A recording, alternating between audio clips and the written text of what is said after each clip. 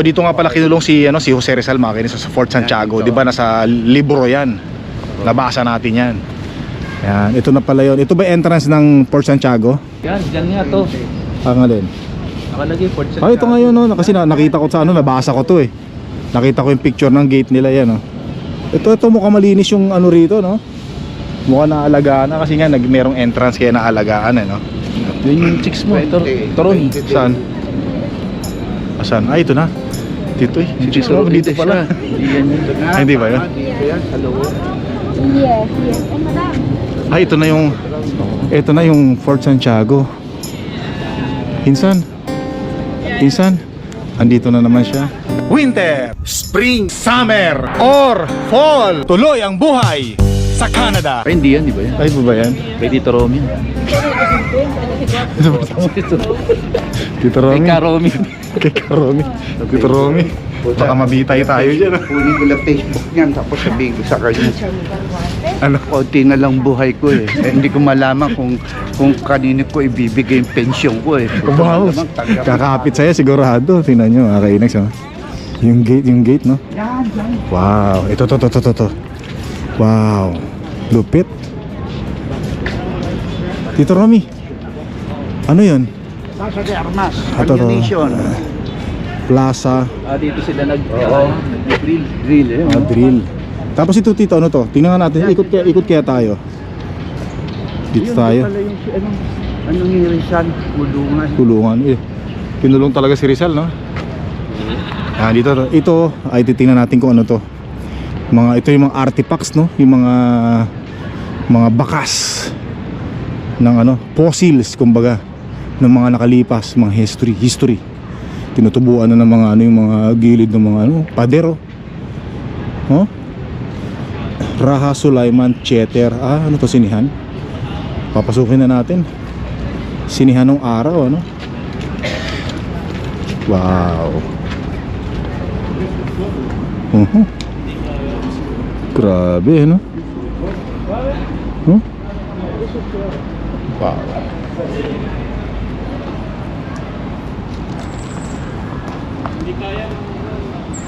Grabe. Walang natira eh, no? Ano ba to? Mga tama ba ng bala yan? Alam mo, ngayon, no? Bilog. Ayun, no? Mga tama ng bala, mga kainis siguro to. Ayun, no? Ito mga tama siguro, butas-butas, oh. Ayan, no? Hindi ko alam kung tama ng bala yan, pero mukhang nagera ba rito? Kaya, wasak na eh. Ito, winasak ba ng gera to? Ganun. Ito, yun, no? Mga tama ng mga, siguro, gera, no? Ayan, no? Ito parang ito eh, no? Laki, no? Laki. Ito mga tama ng bala. Hindi ka bubuhay. Ayan, no? Hindi ka bubuhay. Sino ba nag-away dito? Kastila, tsaka Amerikano? Amerikano ang Nagbanatan? Tapos hapon. Hapon pa. Kasi hapon, kasi nung elementary ako, natutulog ako noon eh. Yan. Okay. Yan, no? Tisa, no? Tisa lang ang gamit dati, pero makaabutin ba naman ng ilang pag yan ang pinadala daang sa taon? bahay. Puta, Ano? ano yan? Tibay, no? Matibay yan. Wow. Galing. 1993. Dito kinulong si Jose Dito, Rizal. Disyembre. Ito yung kulungan. Shrine of Jose Rizal, eh. Dito siya kinulong. Yun. Originally built with brick. Yung dungeon. Ito po yung dungeon. Yan. Ito Oh, po may- yung shrine ni Rizal. Kung saan siya kinulong? Dito siya kinulong? Diyan kinulong. Dito, ikaw magsalita. Itur mo kami. Ito ang lugar kung saan ikinulong ang ating pambansang bayani na si Jose Rizal. Yan. Nung Disyembre 29 ng madaling araw, dinampot na siya rito. At nung ika-30 ng Disyembre, Bakamisado, ha? sa bagong bayan na ngayon yung Luneta. Luneta. Bagong bayan. Galing. Ay. So nakapasok tayo sa loob kung saan kinulong si Rizal, kung saan siya nilitis. Yan, di ba? Dito na tayo, labas na tayo rito. Sulit na sulit, mga kainex, ano? Panalo. Swabing bakasyon natin sa Pilipinas. Ay, sarap.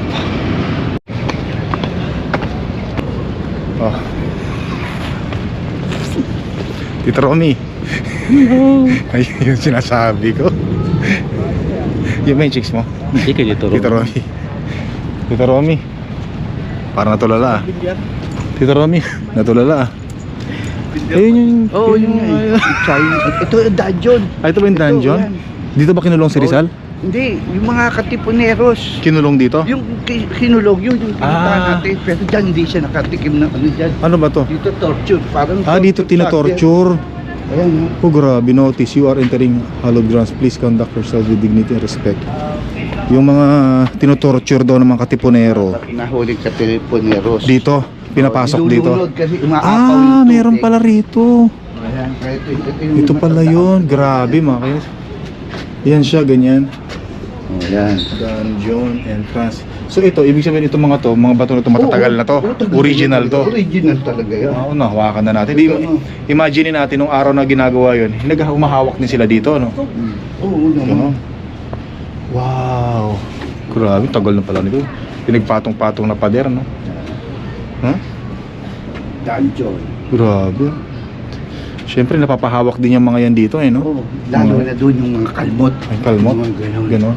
Makita Tara, mo tara. yung sa hirap. Pasok tayo. Yung hirapan. Pasok tayo dito. Yan. Nako po. Hirap pumasok, mga kainis. Sino?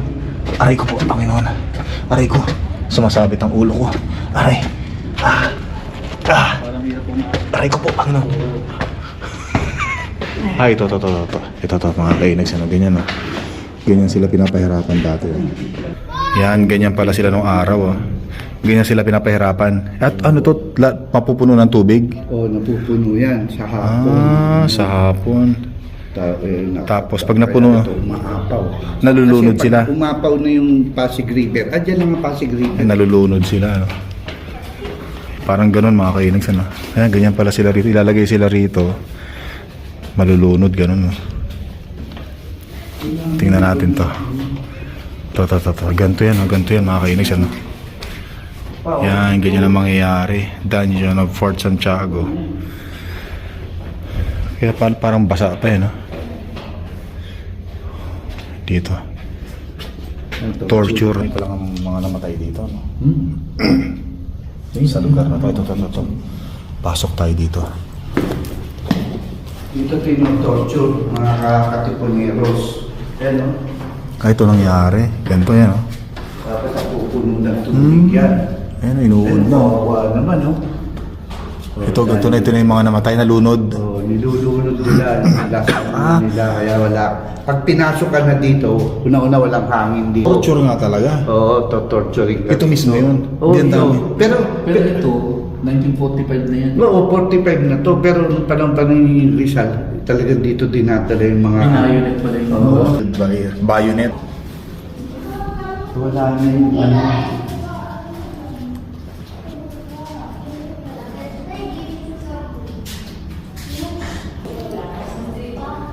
So dito yung tito? Dito sila kinukulong? Hindi kinulong si Rizal dito. Hindi, yung mga katipunero dito Yung mismo. ano, yung mga katipuneros. Dito sila kinulong. Oo. Tapos pag bumabaha, Torture chamber to. walang kawala. Ayan.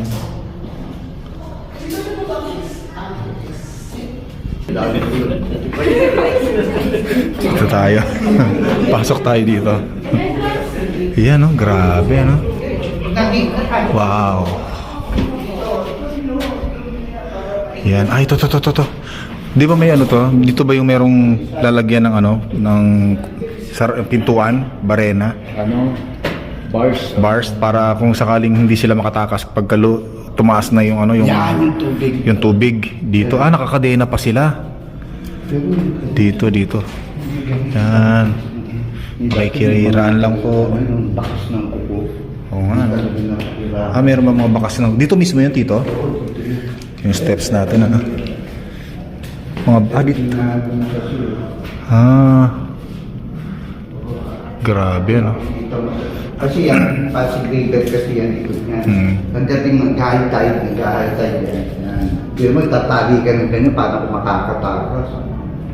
Saka yan, sarado yan. Nakatali ka talaga. Tapos ano, pag umaha, talagang lunod ka talaga, no? Hindi ka talaga dyan. Yan.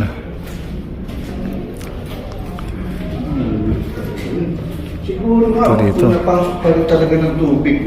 Hindi kaya sinasadyang pasukin to ng... Ayun kasi pasok leader. Ah. Pasok pa rin talaga. Pero hindi galing dati dito yung power.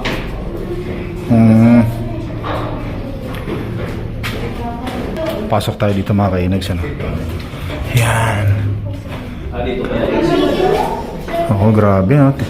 Grabe pala yung mga dinanas ng mga katipunero natin dati, no? Sa kamay ng mga Hapon, Japanese, no? Ito, bantay. Dito. Ito yung bantay, ano? Ng Hapon. Yan. Wala na dito. Wala na. Ito rin yung ano dito. Ito malang kulungan din to eh. Kulungan din to, oh. Kukulong ka dito. Saan ka matulog dyan?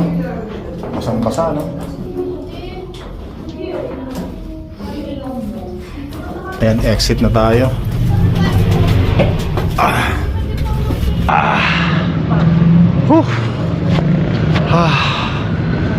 Yan mga kainags, no? Ito na tayo. Ayan, dyan tayo galing. Dyan tayo lumabas. Ganda rito, grabe. Sobrang ganda. Grabe, ang dami nating napuntahan ngayong araw na to mga kainags, ano? Panalo tong ano, itong taon ng bakasyon natin dito. Ito, ano rin to mga kainags, oh. Ito pa malaglag yan, ha? Hindi, no? Talo.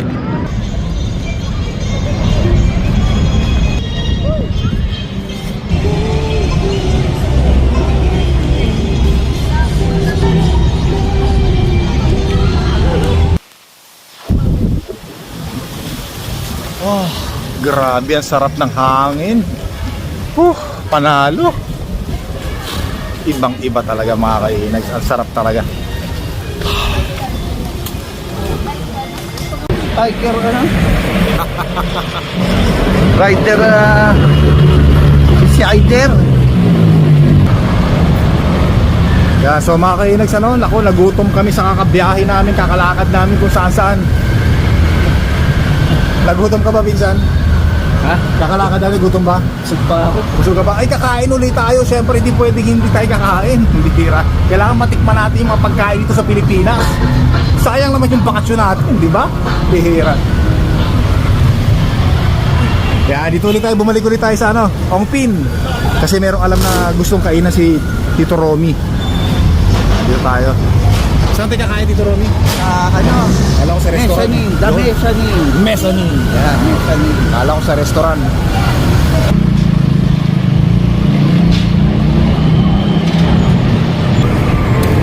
O ayan, titikim daw ng pusit yung mga tropa natin dito, no? Sampo. Pwede rin ako dyan. Wait, ito. Ano yung 10 sabi mo? Ito, 10. Ito. Ayan, paborito ni Insan yan eh. Gusto niya yan. Naalala ko dati nung kumakain kami sa ano, sa Kato, no? Kwek-kwek. Yun yung gusto namin, kwek-kwek. Magkakasama na po ba? Magkakasama na ba? Magkano yan? Lahat po? 80 po. Pag senior, magkano? Ang binabayaran mo dito yung sibuyas. Hindi yung pusit. Ang sarap niya, no? Nako po, napakasarap. Ayos. Sarap, masarap. Ang bango, no? Kaya lang, hindi tayo muna kakain mga kainis, ano? Paano malito? Parang imported. Sarap po. Ang bango, sobrang bango ng amoy. Maganda dito, Insan, yung kwek-kwek eh, no? Next time, subukan natin kwek-kwek. Tikman mo! Mamaya na. Ay, ano muna sa akin yan? Medyo bawal sa akin. Ito? Ano naman talaga ba? Nako po. Ang hira. Sarap. Bango lang, puro amoy na lang tayo ng amoy. Amoy na lang tayo ng amoy dito. Eh? Yung steak! Parang sikreto dyan. Oh, yan yung sikreto dyan. Nako po. Yun. Nako po. Ayos yan ang gusto ko eh, no? Sarap. Kaya hindi tayo pwede makakain siya. Iwas tayo sa mga ganyang pagkain muna. Alam niyo na, marami tayong iniiwasang pagkain eh.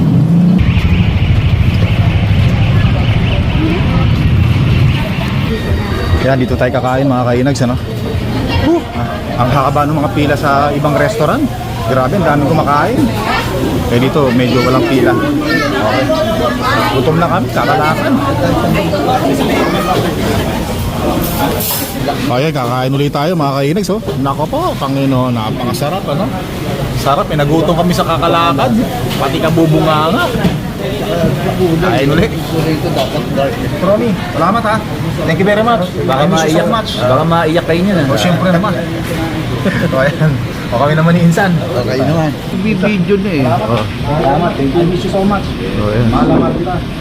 Dito to sa ano, Estero. Ayan. Thank you, Oh, thank you, thank you.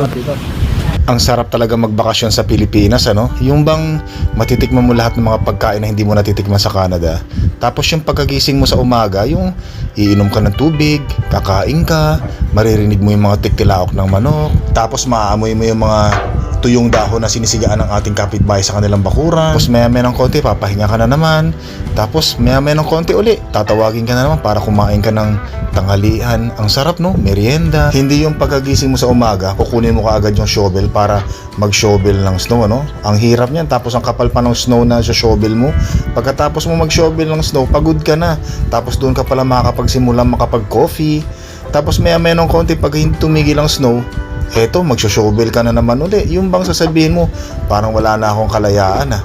Parang lagi na lang nakapako ang buhay ko sa snow. Pangit man sa pandinig ng iba, yung aking mga pinagsasabi tungkol sa snow, pero yan po talaga yung aming nararamdaman dito pagka nag-shovel kami ng snow. Kaya nga sobrang nag-i-enjoy tayo dito sa Pilipinas, ano, dahil ang weather, mainit, pinagpapawisan ka, at alam natin na sobrang healthy yung pinagpapawisan tayo dahil sa init kaysa sa yung hindi tayo pinagpapawisan. Kaya ito talagang sinasamantala ko yung weather natin dito sa Pilipinas habang sa Canada ay winter ngayon. At higit sa lahat, syempre yung makatakas tayo sa pag-shovel ng snow. Sarap ng buhay ko ngayon dito sa Pilipinas, talagang sinasamantala ko. O hanggang dito na lang po yung vlog ko, no? Enjoy po sa pag-shovel ng snow dyan sa mga kababayan natin sa Canada. At don't forget to subscribe po, click the like button, leave your message, at hanggang sa muli po.